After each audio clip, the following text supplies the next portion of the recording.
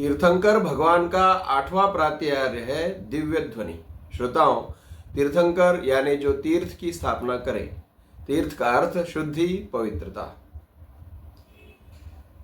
जो स्वयं की आत्मा को परम शुद्ध करें और वही विधि अन्य जीवों को बताए, वे तीर्थंकर है। एक अन्य अर्थ में तीर्थ यानी तीरा जाए भव सागर के दुखों से, और जो स्वयं भव के दुखों से पार हुए और अन्यों को भी पार लगाए, वे तीर्थंकर। वैसे तीर्थंकर का प्रमुख कार्य होता है तीर्थ की स्थापना, धर्म की स्थापना। वस्तु के स्वभाव को धर्म कहते हैं। जो वस्तु जैसी देखी जानी उसे वैसे ही बताए, वे तीर्थंकर। तीर्थंकर केवल ज्ञानी यानी सर्वज्ञ होने से सब कुछ जानते हैं और परम वीतरागी होने से निस्वार्थ निस्पृह होकर उपदेश देते हैं। इसीलिए वे हितोपदेशी भी है। उनका प्रमुख कार्य है सभी जीवों को योग्य राह दिखाकर सभी का कल्याण करना। तो भक्तामर के इस 35वें श्लोक में यह बताया गया है कि तीर्थंकर सभी जीवों का कल्याण कैसे करते हैं। स्वर्गापवर्ग गम मार्ग विमार्गणेष्ट सद्धर्म तत्व कथनय कपटु स्त्रीलोक्या दिव्यध्वनिर्भवति ते विशदार्थ सर्व भाषा स्वभाव परिणाम गुणैः प्रयोज्य। जो तीर्थंकर की दिव्य वाणी सुनते हैं वे भव्य होते हैं।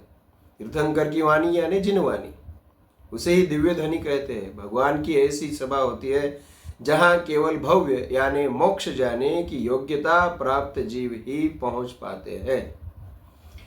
उस सभा को समोशरण कहा जाता है। जिसने भगवान की दिव्य वाणी सुनी वह जीव संसार को त्याग कर पुरुषार्थ से मोक्ष जाता है।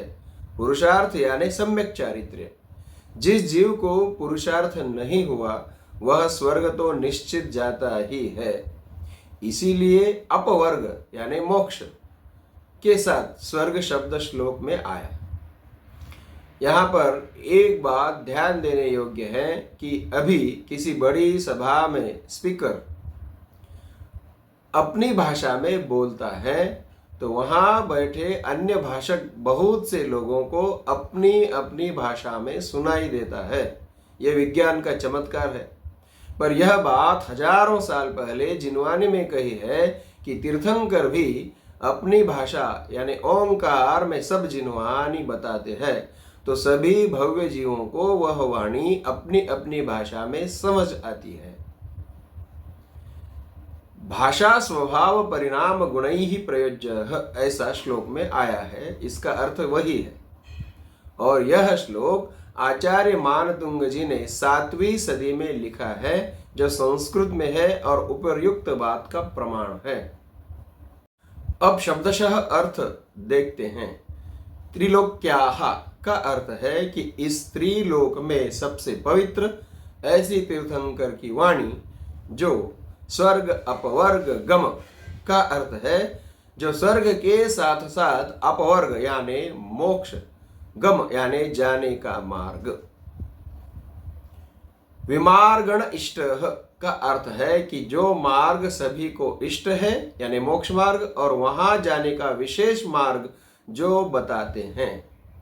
एक सद्धर्म कथन पटुहु का अर्थ है कि तीर्थंकर की वाणी एकमेव सत्य धर्म की बात बताती है, जो वस्तु का स्वभाव है वही बात बताती है और वही वीतरागी बात बताने में प्रवीण होती है। भाषा स्वभाव परिणाम गुणैः प्रयोज्य, अभी अभी बताया है। इसका अर्थ यह है कि उपस्थित सभी भव्य जीवों को अपनी भाषा, अपने स्वभाव व अपने परिणाम अनुसार ऐसे गुणों द्वारा युक्त सभी को आसानी से समझ आती है। सर्व विशदार्थ का अर्थ है कि सभी शंकाओं का निरसन करने वाली, सभी गूढ़ गहन तत्व को विशद करने वाली। ते का अर्थ है हे जिनेन्द्र प्रभु, सभी जीवों के कल्याण करने के लिए आपकी दिव्य ध्वनि ही भवती का अर्थ है कि चतुर्थ काल के विशिष्ट अवसर पर ही आपकी दिव्य वाणी होती है, जो भव्य जीवों को सुनाई देती है। तीर्थंकर भगवान के ये अष्ट प्रातिहार्य जब तीर्थंकर हो तभी होते हैं, अतः प्रासंगिक होते हैं। और जब तीर्थंकर सिद्ध परमेष्टि बनकर मोक्ष जाते हैं, यानी सिद्ध शिला पर विराजते हैं, तो ये अष्ट प्रातिहार्य भी अदृश्य होते हैं। जैसे हम आकाश में इंद्रधनुष्य देखते हैं, जब बारिश के समय आकाश में धूप हो तभी वह इंद्रधनुष्य दिखता है, फिर अदृश्य होता है।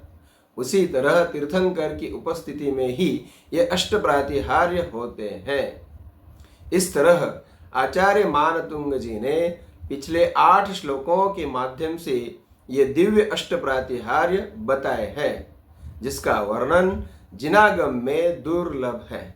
अब मेरी भी यह कामना है कि आप सभी चतुर्थ काल में तीर्थंकर की उपस्थिति में जन्म लेकर अष्ट प्रातिहार्य प्रत्यक्ष देखकर उनकी दिव्य वाणी सुनकर पुरुषार्थ से मोक्ष प्राप्ति कर लें। यदि यह दिव्य व्याख्या आपको पसंद आई हो तो वीडियो को लाइक करें। यदि धर्म प्रभावना चाहते हो तो इस वीडियो को ज़्यादा से ज़्यादा शेयर करें।